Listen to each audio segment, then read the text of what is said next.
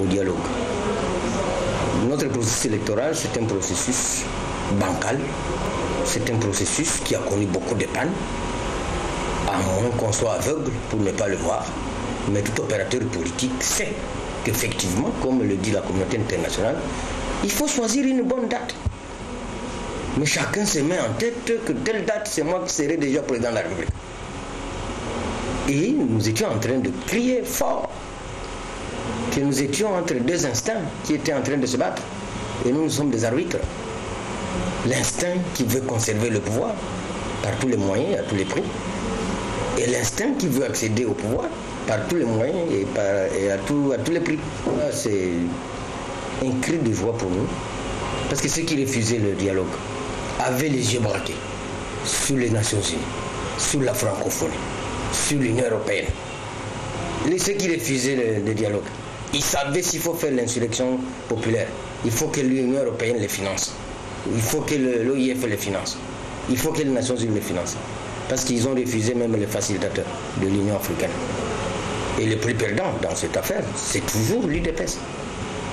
Parce qu'à chaque enjeu politique, depuis l'histoire de ce pays, l'UDPS se fragilise. L'UDPS se divise. J'ai entendu le discours de mon vieux Moubaké. J'ai entendu le discours des jeunes de l'UDPS qui récusent leur secrétaire général. Parce que le secrétaire général aurait appuyé le dialogue. Maintenant, que deviendront-ils?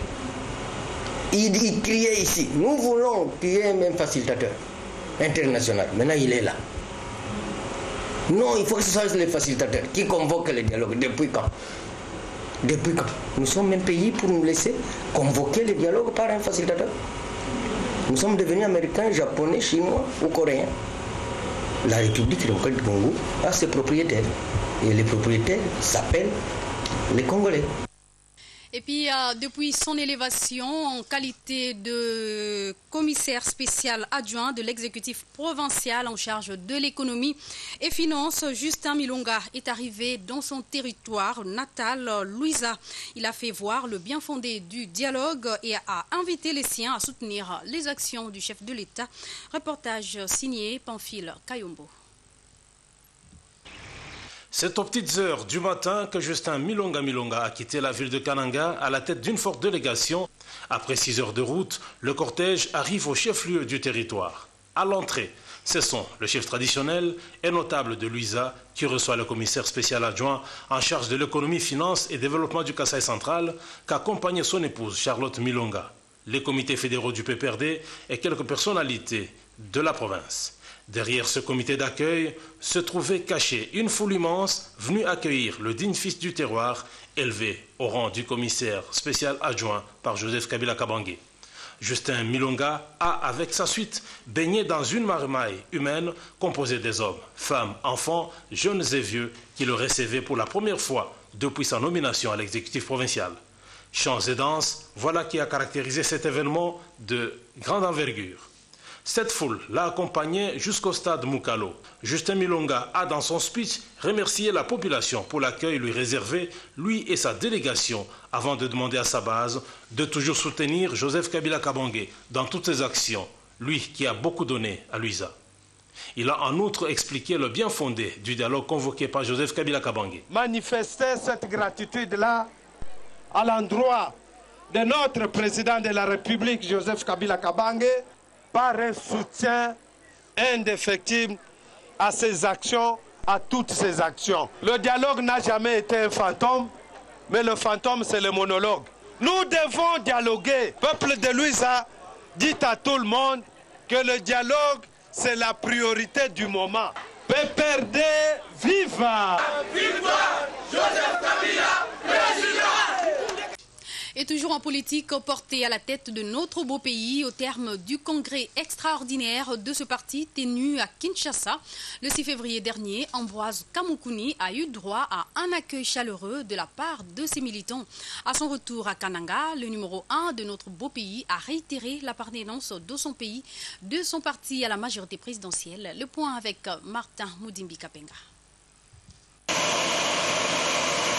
Heureux comme Ambroise Kamoukouni qui vient d'être porté à la tête de la direction politique de notre beau pays, et ce au terme du congrès extraordinaire de ce parti tenu à Kinshasa le 6 février. À son retour à Kananga où il exerce les fonctions du commissaire spécial adjoint du gouvernement au Kasaï central, l'homme a eu droit à un accueil délirant de la part de ses militants venus nombreux pour la circonstance à l'aéroport de Kananga. Ambroise Kamoukouni se dit déterminé de relever le défi de l'implantation de cette formation politique à travers le Congo profond. Ce n'est pas facile de prendre la direction d'un parti politique en ce moment. Mais il y a des défis à relever pour ce parti politique qui, depuis sa formation, n'a jamais pris soin de s'implanter suffisamment, n'a jamais pris soin de mettre en place toutes les structures statutaires qui permettent à un parti politique de se sentir en mesure de fonctionner. Donc notre premier devoir, avec le bureau politique mis en place, ça a été déjà de prendre des dispositions utiles pour que le comité national soit étoffé, le conseil national et les autres structures du parti. Après l'aéroport, le cortège du président national de notre beau pays va s'ébranler. Direction le centre-ville de Kananga. Là encore, de nombreux militants l'attendaient de pied ferme pour l'ovationner. Le professeur Ambroise Kamoukouni n'est pas allé par le dos de la cuillère pour réaffirmer l'appartenance de notre beau pays à la majorité présidentielle. Le parti Notre Beau Pays a réaffirmé son appartenance à la majorité présidentielle. Parce que vous verrez inconséquent, illogique, que ceux qui vous donnent le pouvoir, vous puissiez le désavouer. Un parti politique, il est créé pour conquérir le pouvoir, pour exercer le pouvoir et le conserver le plus longtemps possible. Tout compte fait, le professeur Ambroise Kamoukouni soutient le dialogue politique inclusif initié par le chef de l'État. Il a souhaité que les prochaines élections puissent se dérouler dans un climat de paix.